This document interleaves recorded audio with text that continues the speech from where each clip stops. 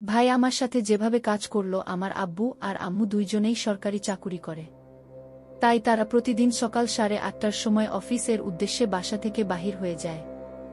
আব্বু আর আম্মু অফিসে যাওয়ার পরে আমি আর ভাইয়া গোসল করে রেডি হয়ে বিশ্ববিদ্যালয়ে যাই।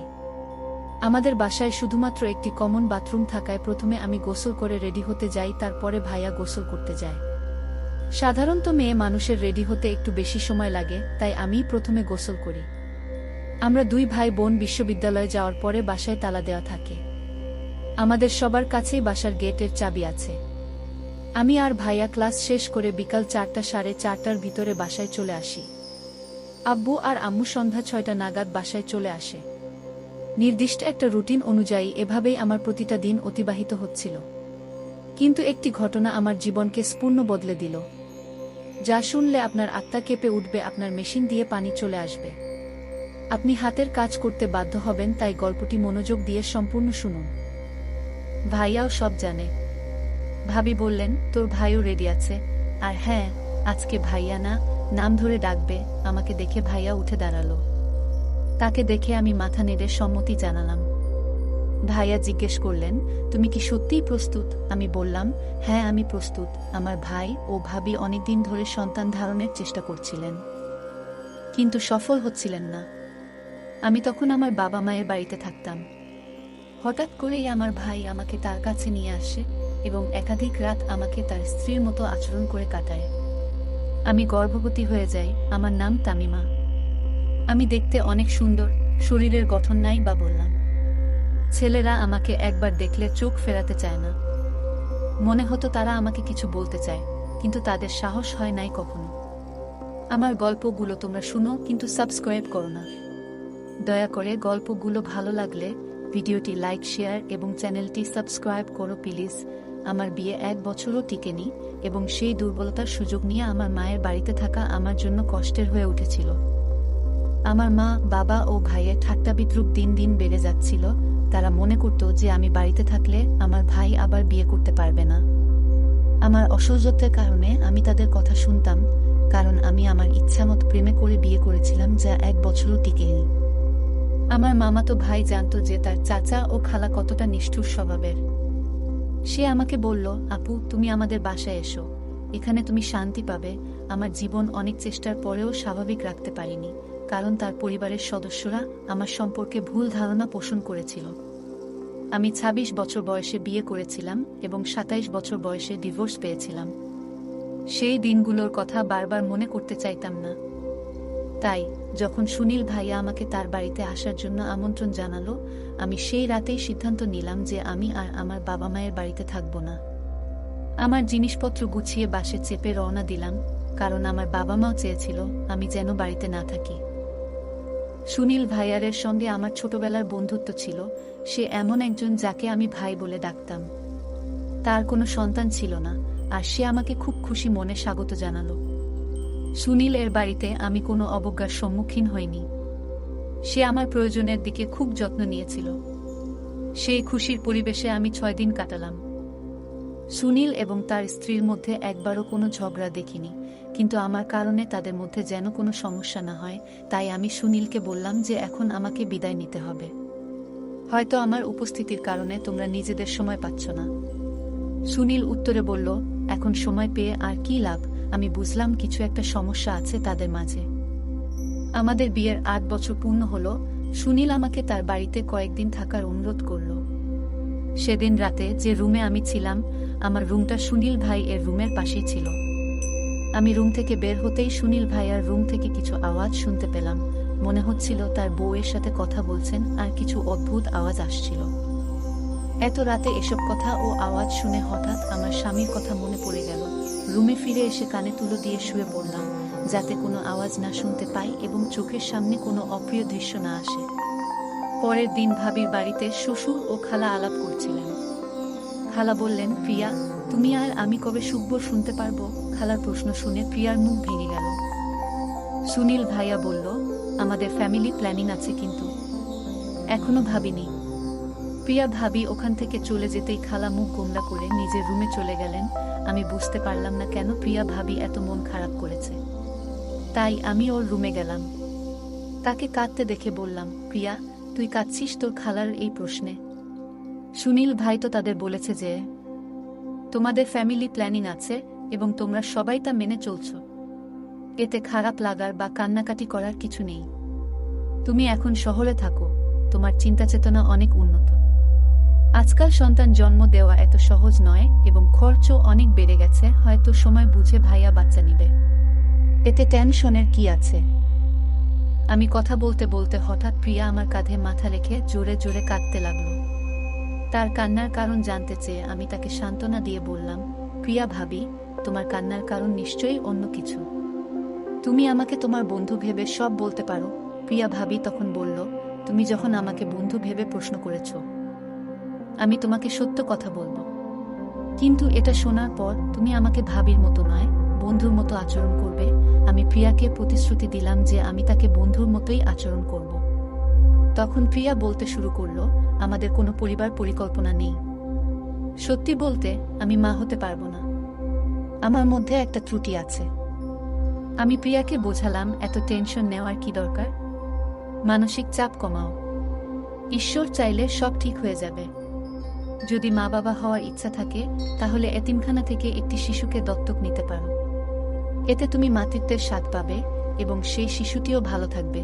প্রিয়া বলল, আমাদের যদি সন্তান দত্তক নিতে হতো তাহলে আমাদের বিয়ে হয়ে যেত অনেক আগেই। কিন্তু সুনীল আর আমি শুধু আমাদের নিজেদের সন্তান চাই। আমার মধ্যে কি অভাব আছে? সমাজে এটা জানাজানি হলে আমার বদনাম হবে, আর এটাই আমরা চাই না। সুনীলের কথা শুনে আমি বললাম, তোমার চেষ্টা ছেড়ে দিও না। একদিন তুমি অবশ্যই মা হবে। সেদিন সন্ধ্যায় ভাইয়া ও প্রিয়া ভাবি আমাকে তার সাথে একটা পার্টিতে নিয়ে যাওয়ার কথা বলল। আমি প্রথমে যেতে রাজি ছিলাম না, কারণ আমি ঘরে একা থাকতে চেয়েছিলাম। কিন্তু প্রিয়া ভাবি আমাকে এত বকাঝকা করলো যে শেষমেশ আমি রেডি হয়ে ওর সাথে যেতে রাজি হলাম। আমি যখন রেডি হয়ে রুম থেকে বের হলাম, ভাইয়া আমার প্রশংসা করে বলল, অনেক দিন পর তোমাকে রেডি দেখছি, তোমাকে অনেক সুন্দর লাগছে। তার কথা শুনে আমি একটু লজ্জা পেলাম। পার্টিতে পৌঁছার পর সবাই জানতে চাইল আমি কখন আসলাম। প্রিয়া ভাবি চুপচাপ মাথা নাড়ল। বাড়িতে ফিরে আমি রুমে গিয়ে জামাকাপড় বদলে রান্নাঘরে পানি খেতে গেলাম। তখন ভাই ও প্রিয়া ভাবি ঝগড়ার আওয়াজ ভেসে আসলো। ভাবি বাচ্চা না হওয়ার কারণে হতাশায় কাঁদছিলেন। আমি প্রিয়াকে বললাম, এই বিষয়টা আমি আগে বুঝিয়েছি, বারবার একই কথা বলা ঠিক না, এবং সেখান থেকে চলে এলাম। রান্নাঘর থেকে পানি নিয়ে সোজা রুমে এসে বই পড়তে বসলাম। কিছুক্ষণ পর প্রিয়া ভাবি আমার রুমে এসে অদ্ভুত দৃষ্টিতে তাকালেন। আমি বললাম, ভাবি কিছু বলতে চান? তিনি এসে আমার পাশে বসলেন। 2 ঘন্টা হয়ে গেছে আমরা পার্টি থেকে ফিরেছি, কিন্তু প্রিয়া ভাবি এখনো চেঞ্জ করেনি। সে আমার হাত ধরে বলল, তুমি আমার জন্য একটা কাজ করবে, আমার বন্ধুর মতো। সে আমাকে প্রতিশ্রুতি দিতে বলল যে আমি তাকে অস্বীকার করব না। আমি জানি সে আমার কাছ থেকে কি চাইবে। হয়তো সে আমাকে শপিং করতে বলবে, না হয় কিছু ব্যক্তিগত কথা শেয়ার করবে। আমি ভাবিকে বললাম, তুমি যা বলবে আমি করতে প্রস্তুত। তার কথা শুনে হেসে বললাম, হ্যাঁ, তুমি মা হয়ে যাবে। প্রিয়া ভাবি বলল, আমার কথা পুরোপুরি শোনো। আমি মা হতে চাই, কিন্তু তোমার মাধ্যমে। আমি বিস্মিত হয়ে জিজ্ঞেস করলাম, আমার মাধ্যমে মানে কি? প্রিয়া ভাবি বলল, তুমি কথা দিয়েছ, তাই প্রত্যাখ্যান করতে পারবে না। গত 8 বছর ধরে আমি মা হওয়ার জন্য আকুল হয়ে আছি। আমরা লাখ লাখ টাকা হাসপাতালে খরচ করেছি।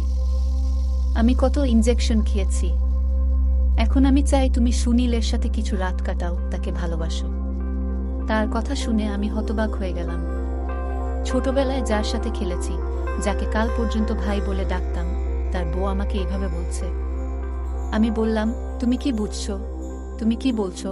প্রিয়া ভাবি বলল, হ্যাঁ, আমি ভেবেচিন্তে বলেছি।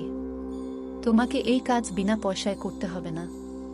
আমরা তোমাকে 40 লক্ষ টাকা এবং একটি বাড়ি দেব। তাদের প্রস্তাব শুনে আমি ভাবনায় পড়ে গেলাম।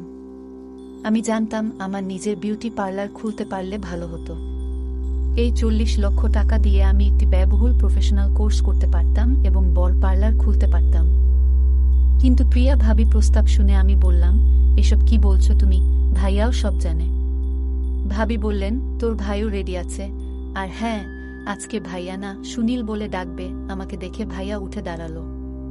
তাকে দেখে আমি মাথা নেড়ে সম্মতি জানালাম। ভাইয়া জিজ্ঞেস করলেন, তুমি কি সত্যিই প্রস্তুত? আমি বললাম, হ্যাঁ। তখন প্রিয়া ভাবি বলল, এখন থেকে ভাই না, সুনীল বলে ডাকবে। তারা সন্তান চেয়েছিল, আর প্রিয়া ভাবি মা হতে অনেক কষ্ট সহ্য করেছিল। আমার বয়স মাত্র ২৭ বছর। আমি জানতাম না ভবিষ্যতে বিয়ে করব কিনা বা কেউ আমাকে তার মনের জায়গা দিবে কিনা। সুনীল আমার মামাতো ভাই, তাই ছোটবেলা থেকেই বিয়ে করতে পারিনি। কিন্তু সব ভুলে আমি কাজ আর ন্যায্য পাওনা নিতে যাচ্ছিলাম, যাতে ভবিষ্যতে আর কারো সাহায্য নিতে না হয়। আমি দৃঢ় সিদ্ধান্ত নিয়েছিলাম।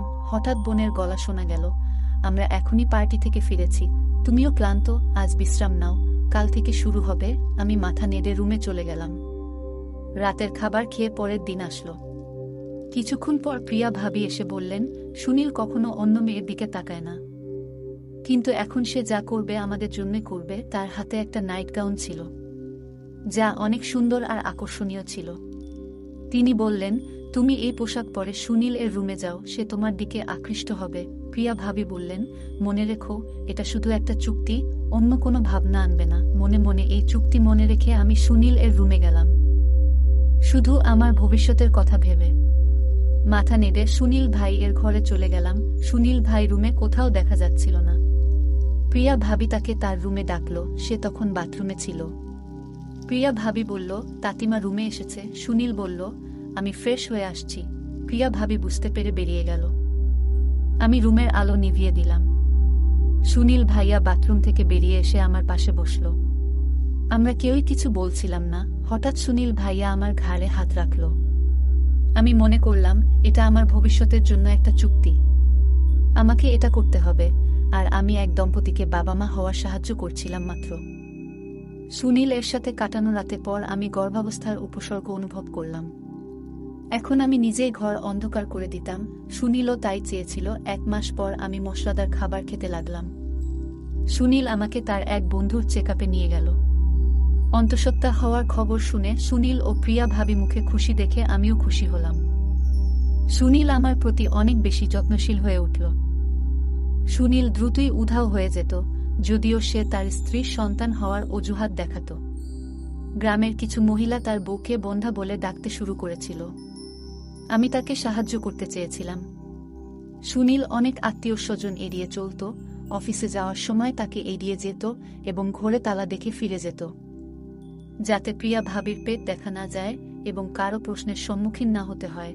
প্রিয়া ভাবি বাইরে যেতে হলে অনলাইনে একটি নকল পেট অর্ডার করেছিলেন, যা তাকে গর্ভবতী দেখাত। আমি বাবা মাকে জানিয়েছিলাম যে আমি শহরে কাজ করছি এবং তার বাড়িতে ফেরা আমার পক্ষে সম্ভব নয়। প্রথম ৪ মাস ধীরে ধীরে চলে গেল। তারপর ৫ম মাসেও পেট দেখা দিতে শুরু করল। সুনীল এবং প্রিয়া ভাবি আমাকে তাদের বাড়িতে থাকার জায়গা দিয়েছিলেন, সব ধরনের সুবিধা দিচ্ছিলেন। হঠাৎ করেই সুনীল আমার পেটে হাত রাখে, সন্তানকে অনুভব করতে চায়, তাই আমি কিছু বলিনি। গর্ভাবস্থার কারণে কখনো কখনো রাতে ঘুমাতে পারতাম না। হঠাৎ করে সুনীল আমার খুব কাছে চলে আসত এবং অনুচিত কাজের চেষ্টা করত।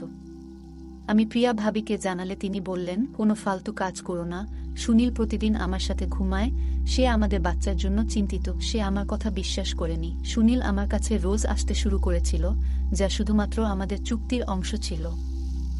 আমাদের মধ্যে চুক্তি ছিল, কিন্তু সুনীল আমাকে ভালোবাসতে শুরু করছিল। একদিন সে আমার রুমে এসে আমার ভারী পেট নিয়ে না বুঝেই আমার শরীরের উপর জোর খাটাচ্ছিল। আমি জিজ্ঞেস করলাম, তুমি কি করছো? কিন্তু সে কিছু না বলে চালিয়ে গেল। সে আমার খুব কাছে আসতে চাইল। আমি ভয়ে কিছু বলতে পারছিলাম না। তিনি সে সব করে চলে গেলেন, আর আমার মনটা খুব খারাপ হয়ে গেল। আমি ভাবছিলাম, এই অবস্থা থেকে কিভাবে বের হব। আমার পেটের বাচ্চার জন্য এসব খারাপ হবে। পরের দিন সকালে প্রিয়া ভাবি আমার রুমে এলেন। আমার উঠতেও কষ্ট হচ্ছিল। দিদি আমাকে বিছানা থেকে উঠতে সাহায্য করলেন। উঠে দেখলাম বিছানা নষ্ট হয়ে গেছে। প্রিয়া ভাবিও ভয় পেয়ে গেল। ডাক্তার ওষুধ দিয়েছেন, পরিস্থিতি কিছুটা নিয়ন্ত্রণে এসেছে। কিন্তু ডাক্তার বললেন, ভবিষ্যতে এমন হলে গর্ভবতী মহিলার জীবন বিপন্ন হতে পারে। আমি প্রিয়া ভাবি বললাম, কয়েকদিন আগে আমি তোমাকে বলেছিলাম, সুনীল আমার রুমে এসে শুধু পেটে হাত দেয় না, অন্য অন্যায় করারও চেষ্টা করে, কিন্তু তুমি আমার কথায় বিশ্বাস করনি। এখন আমি নিশ্চিত যে তুমি আমার কথা বিশ্বাস করবে। সে অনুভব করেছিল যে আমি কখনোই কল্পনা করতে পারিনি যে গর্ভাবস্থায় আমি এমন একটি ন্যাক্কারজনক ঘটনার শিকার হব। হঠাৎ সুনীল শুরু করল অগ্রহণযোগ্য কাজ। যখন সে আমার গাউনটা নিচ থেকে সরিয়ে দিল, আমি জোরে চিৎকার করতে লাগলাম। আজ সুনীল সমস্ত সীমা অতিক্রম করেছে। সে আমার মুখে হাত দিয়ে আমার চিৎকার থামানোর চেষ্টা করল। তারপর আমি রুমে জোরে চিৎকার করতেই আলো জ্বলে উঠল এবং সে মুখ ফিরিয়ে নিল।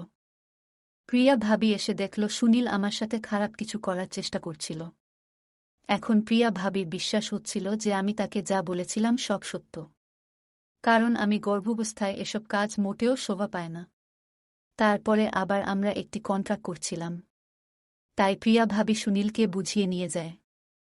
সুনীল ভাই তার ভুল বুঝতে পারে, কারণ এই অবস্থা এসব কাজ করলে আমার গর্ভে থাকা সন্তানের জন্য অনেক খারাপ কিছু ঘটবে। তার কিছু দিন পর আমি সন্তান জন্ম দেই।